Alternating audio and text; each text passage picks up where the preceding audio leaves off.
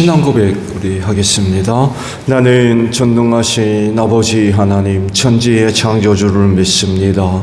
나는 그의 유일하신 아들 우리 주 예수 그리스도를 믿습니다. 그는 성령으로 잉태되어 동정녀 마리아에게서 나시고 본디오 빌라도에게 고난을 받아 십자가에 못 박혀 죽으시고 장사된 지 사흘 만에 죽은 자 가운데서 다시 살아나셨으며 하늘에 오르시어 전능하신 아버지 하나님 우편에 앉아 계시다가 거기로부터 살아있는 자와 죽은 자를 심판하러 오십니다. 나는 성령을 믿으며 거룩한 공교회와 성도의 교제와 죄를 용서받는 것과 몸의 부활과 영생을 믿습니다. 아멘. 찬송가 220장 부르시고 이 말씀을 보죠.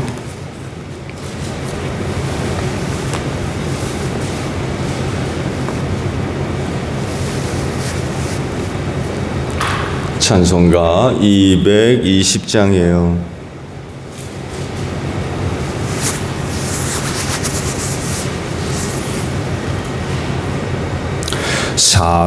사랑하는 주님 앞에 형제자매 한 자리에 크신 은혜 생각하며 즐거운 찬송 부르네.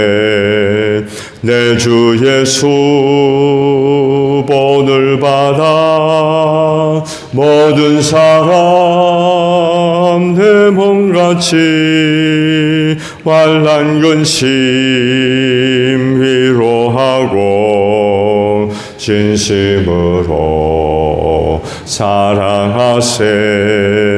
사랑하는 주님 앞에 온갖 충성 다 바쳐서 괴로우나 즐거우나 주님만 힘써서 이네.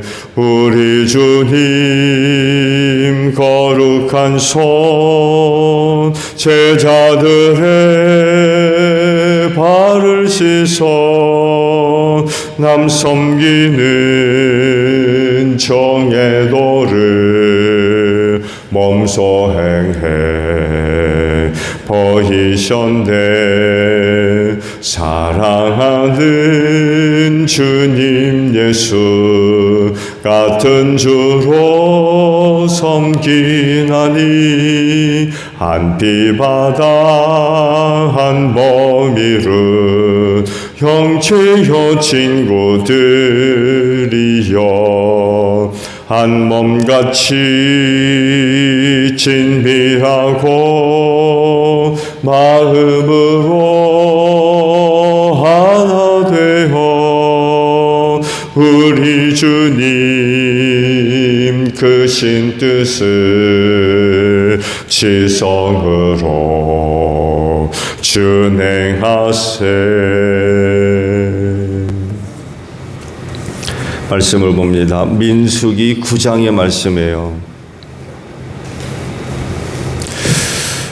민수기 9장 1절로 14절까지 말씀을 저와 교독을 합니다.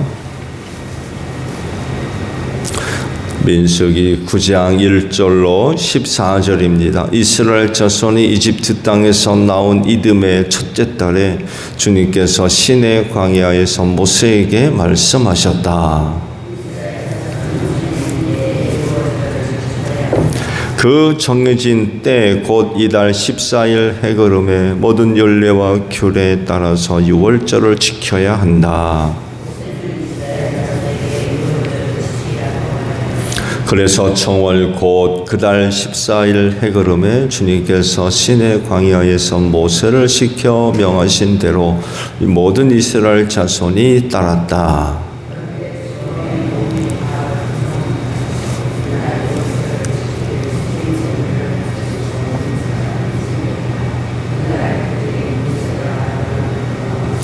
모세에게 물었다. 우리가 비록 죽음 때문에 부정을 타긴 했지만 그렇다고 해도 지정된 때에 이스라엘 자손이 주님께 제물을 바치는데 우리만 못 바칠 까닭이 어디에 있습니까?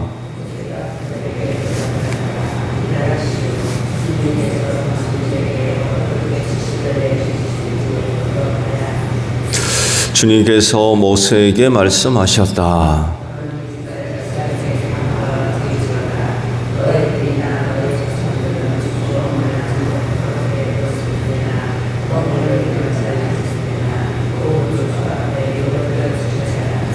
그러나 사람들은 다음 달 14일 해거름에 유월절 예식을 행하면서 누룩을 넣지 않고 만든 빵과 쓴나물과 함께 유월절 양을 먹도록 하여라.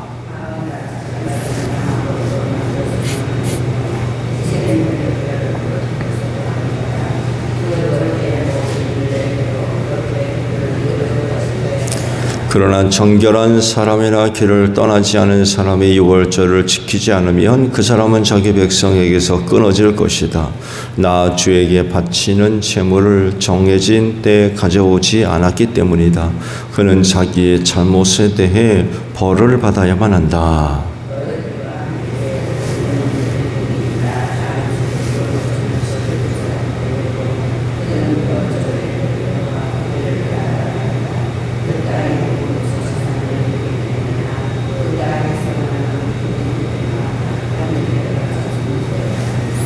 아멘. 오늘 아침에는요 2절에 있는 말씀을 함께 나눠요. 이스라엘 자손은 정해진 때에 유월절을 지켜야 한다 라는 말씀입니다. 이스라엘 백성들이 지키고 있던 절기 중 유월절이 가장 큰 절기라고 하죠. 이스라엘 백성이 출애굽을 가능하게 만들었던 마지막 재앙, 그걸 이제 기념하는 절기이죠. 이집트의 모든 장자에게 하나님의 그 벌이 내려서 다 죽는 이런 그 상황 가운데 놓이게 됐지요. 이스라엘 백성도 예외는 아니었죠. 9가지 재앙은 이스라엘 백성들에겐 내리지 않았어요. 그들이 살고 있던 고센 땅에는 하나님의 저주가 내리지를 않았죠. 그런데 10번째 재앙만큼은 달랐죠. 이스라엘 백성들도 그 장자의 죽음을 피할 수가 없었죠. 그래서 하나님께서 살 수 있는 방법 하나를 알려주셨는데, 양을 잡아서 문설주에 발라라. 그러면 산다고. 그날 이집트 땅에 장자의 죽음이 임하죠. 짐승의 찻배까지 다 죽었습니다. 그러니까 장례식을 치르지 않은 집이 없었던 거예요. 장자는 다 죽었으니까. 첫 새끼도 다 죽고. 근데 이스라엘 백성들만 살아남을 수가 있었죠. 그래서 하나님은 이 사건을 기념하게 하셨죠. 유월절을 반드시 지키도록 하셨습니다. 근데 특이한 점이 하나 있죠. 하반절에 있는 말씀들을 보게 되면 유월절은 이스라엘 백성들이 지키는 절기였지만 이방인들에게도 열려있는 절기였어요. 그래서 이스라엘 땅에 혹은 이스라엘과 함께 지내던 이방인들도 지킬 수 있으면 지켜라 하고 오픈시켰습니다. 축제죠. 축제. 유월절은 축제입니다. 그 성격의 의미를 잘 이야기를 하고 있는 겁니다. 그래서 이방인들도 유월절을 지킬 수 있으면 지키도록 해라 라고 말씀을 하시면서 유월절의 절기를 열어놓으셨죠. 시기적으로 유월절은 첫 달, 매해 첫 달 1월 14일이죠. 시내산에서 그 유월절을 지켰다는 이야기는 그 백성들이 시내산까지 머문 출애굽부터 시작해서 그 시내산에 머문 그 시기가 1년이 됐다는 얘기입니다. 1년. 시내산에는 정확히 1년이 채 안 되지요. 1년이 채 안 됩니다. 근데 보통 그냥 1년 머물렀다고 보통 이야기를 하는데 날짜를 따지면 1년이 채 안 되는 10개월 조금 넘나요? 오랜 시간 시내산에 머물러 있었죠. 출애굽을 순차적으로 살펴볼 때에 성막을 완공한 후 6월절을 지킨 것으로 보여져요. 그리고 순차적으로 얘기한다면 성막을 완공하고 6월절을 지키고 그런 다음에 인구수를 계산하죠. 인구수를 계산하고 그런 다음에 시내산을 떠납니다. 그런 이제 순서가 있게 되죠. 6월절은 어린 양을 희생제물로 삼아가지고 그 피를 문설주와 인방에 바르게 하셨죠. 그런 다음에 잡은 어린 양을 불에 구워 먹었습니다. 그리고 무교병, 누룩을 넣지 않은 빵. 왜냐하면 급히 떠나야 되니까 누룩을 넣게 되면 부풀 동안 기다려야 되잖아요. 그럴 수가 없으니까 누룩을 넣지 않은 빵을 불에 그냥 구워서 쓴나물과 함께 먹게 하셨죠. 그런데 이 6월절을 지키지 않으면 공동체에서 끊어진다고 하나님이 말씀을 하셨죠. 이스라엘 백성으로서의 어떤 자격, 성실하는 거죠. 그들은 신독 공동체이기 때문에 그 이스라엘에서 끊어진다는 얘기는 아무런 보호를 받을 수 없다는 그런 그 얘기입니다. 그 시대에 이와 같은 벌은 치명적이죠. 치명적입니다. 하나님의 명령이기도 했기 때문에 이스라엘 모든 백성들은 반드시 이 유월절을 지켰습니다. 그런데 이제 문제가 발생했죠. 말씀을 보시게 되면 한 가지 문제가 이제 발생하게 되는데 그건 다른 것이 아니라 시체 때문에 부정하게 된 사람들이 있게 됐어요. 이렇게 되면 일정 기간 동안 부정하게 되잖아요. 그러면 6월절을 못 지키게 되거든요.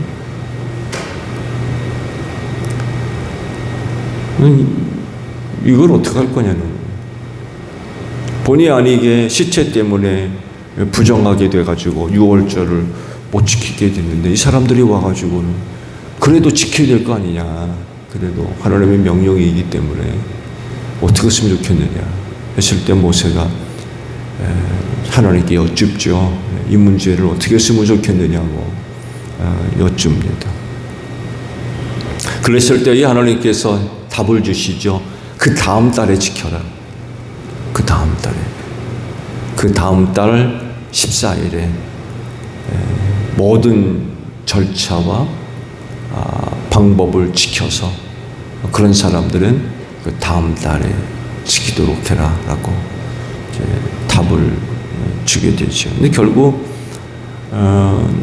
어떤 일들로 인하여 저 정한 날에 지키지 못한다고 해가지고 그냥 건너뛰는 게 아니라 그 다음 달에 지키겠다라는 것은 결국 이스라엘 백성들 모두는 다 반드시 6월절을 지켜야 한다는 말씀이죠. 6월절을 지키라고 명령하신 것은 결국 모든 이스라엘이 하나님의 말씀을 지키고 따름으로 하나가 되는 데 있다고 볼 수 있어요. 누구도 예외일 수 없어요. 말씀을 본 대로 시체로 인하여 부정하게 된 사람들조차도 날짜는 다르지만 그 다음 달에 반드시 지키게 했어요. 이거 뭘 얘기하느냐? 그 예식 유월절을 통하여서 하나의 신앙 공동체가 되기를 바라셨던 거죠.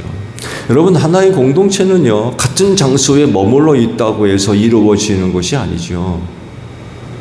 같은 데 함께 있다고 해서 그 공동체가 형성되는 것 아닙니다. 공동체가 하나가 되는 것은 같은 것을 공유할 수 있어야 돼요. 좋은 예로 역사를 공유한다든지, 또 경험을 공유한다든지, 아니면 사상이나 가치를 공유한다든지, 이스라엘 백성들 같은 경우에는 신앙을 공유한다든지, 함께 공유할 수 있는 것들이 있어야 돼요. 이런 것들이 같이 공유되지 않으면 공동체 형성은 어렵습니다. 그냥 같이 있다고 해서 공동체가 되느냐? 그렇지 않아요. 함께 공유할 수 있는 어떤 요소들이 있어야 돼요. 이런 측면에서 이스라엘 전체가 유월절을 지킨다는 것은 출애굽에 대한 공유된 역사가 있어요. 1년 전에 남자 60만이라는 사람들이 유월절을 경험했어요. 대단한 사건이었을 겁니다. 역사를 공유했고요. 또 저들이 섬기는 하나님을 신앙적으로 공유합니다. 생각해 보세요. 이집트에 머물러 있는 동안 10가지 재앙을 경험했잖아요. 저들의 조상, 자기들이 섬겨야 할 하나님이 어떤 분인가를 이집트에 있을 때 모두가 다 함께 생생하게 경험을 합니다. 공유를 하는 거죠. 그렇게 함으로써 공동체를 형성할 수 있고 그것을 지킬 수가 있는 거죠. 하나님의 의도가 바로 여기에 있어요. 그래서 하나님도 신앙 공동체를 구성하는 것을 굉장히 중요하게 여기신 거죠. 그래서 만약 유월절을 지키지 못하면 공동체에서 끊어지게 했습니다. 떨어져 나갔다는 거죠. 공동체 이론이 못되게 하셨어요. 그럴 정도로 유월절을 지키는 일이 하나님 입장에서도 이스라엘 백성들에게 있어서도 굉장히 중요한 절기 중에 하나였던 거죠. 그래서 시체로 인하여서 부정하게 된 사람들이 발생했을 때에도 그날 못 지킨다고 그래가지고 그냥 넘어가라 그러지 않으시고 다음 달 지켜라. 다음 달로 넘어가서 다음 달 14일에 유월절을 지키라고 말씀을 하셨어요. 공유하는 거죠. 유월절이라고 하는 절기를 이스라엘 백성이라고 하면 누구를 막론하고 반드시 지킴으로 인하여서 공동체를 구성하는데 어려움이 없도록 그렇게 만드셨다는 것입니다. 교회 신앙 공동체도 마찬가지죠. 예수님을 믿는 사람들로서 모두가 다 같은 신앙의 내용을 공유해야 됩니다. 그 바탕이 되는 것 중에 하나가 성만찬입니다. 잡히시던 그날 밤에 제자들과 함께 유월절을 가지셨죠. 그 자리에서 마셔야 할 포도주, 자신이 흘릴 피로, 또 먹을 무교병 빵은 찢기실 몸으로 삼아서 제자들에게 전부 나누어 주셨습니다. 그러시면서 그것을 기념하여 행하라 라고 명령을 하셨죠. 그래서 신앙 공동체는 이 성만찬을 함께 먹고 마시면서 그 신앙의 내용을 공유합니다. 그리고 대단히 중요한 의미가 포함되죠. 우리가 그것을 먹고 마심으로 말미암아 예수를 믿는 교회 일원으로서 신앙 공동체를 형성할 수 있다는 것입니다. 그런데 만약 누군가가 성만찬에 참여하지 않는 사람이 있다고 하면 그가 정말 우리와 함께할 신앙 공동체와 함께할 사람인가를 시험해 봐야 됩니다. 예수를 믿는다 하면서도 함께 성만찬에 참여하지 않는다? 그 신앙 공동체 이론이라고 할 수 있어요. 신앙 공동체 이론이 될 수 없습니다. 예수를 믿는 사람으로서 몸된 교회를 통하여서 한 몸이 된 신앙 공동체의 하는 이론이 됐다고 한다면 이 성만찬 참여는 굉장히 중요한 신앙 고백이에요. 왜냐하면 성만찬이 갖고 있는 영적인 의미가 있기 때문에 그렇습니다. 함께 먹고 마셨어요.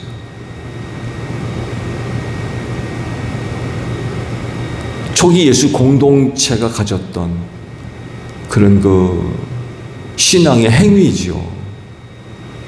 그리고 그 행위 안에는 놀라운 영적인 의미들이 포함이 되어 있고, 그래서 우리가 함께 모여서 성만찬을 나눈다는 이야기는 우리 모두가 결국 예수의 피와 예수의 몸을 함께 먹고 마신다는 얘기거든요.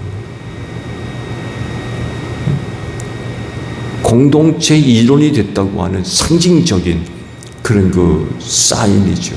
그래서 성만찬을 함께 나누지 않는다라고 한다면 그 사람은 과연 우리의 신앙 공동체 이론인가를 의심해 봐야 돼요. 성만찬 의식에 참여하지 않는다 그러면 이 부분에 있어서 이게 문제가 있다는 얘기예요.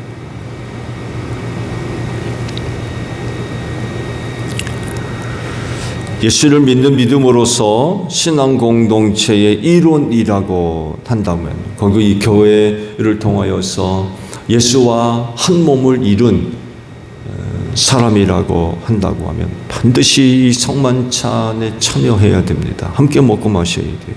여기에는 예외가 있을 수 없어요. 말씀을 보셨듯이 부정하게 된 사람은 다음 달 그 6월절을 지키게 하신 것을 생각해 보면 성만찬에 참여하는 것에 대해서 그 누구도 그 어떤 일도 예외일 수 없다는 거죠. 반드시 참여하도록 해야 돼요. 그건 주님의 명령이기도 해요. 너희는 이것을 향하여 나를 기념해라 라고 하신 명령이기도 합니다. 그래서 예수를 믿는 사람이라고 한다면 반드시 이 성만찬 예식에 참여해야 됩니다. 그것을 통하여서 함께 공유할 수 있는 신앙의 내용이거든요. 소중하게 생각해야 돼요. 그렇진데 하나가 되는 일에 열심을 내는 여러분들이 되시기를 바랍니다. 주기도문 합니다. 하늘에 계신 우리 아버지, 아버지의 이름을 거룩하게 하시며 아버지의 나라가 오게 하시며 아버지의 뜻이 하늘에서와 같이 땅에서도 이루어지게 하소서. 오늘 우리에게 일용할 양식을 주시고 우리가 우리에게 잘못한 사람을 용서하여 준 것 같이 우리 죄를 용서하여 주시고 우리를 시험에 빠지지 않게 하시고 악에서 구하소서. 나라와 권능과 영광이 영원히 아버지의 것입니다. 아멘. 기도하겠습니다.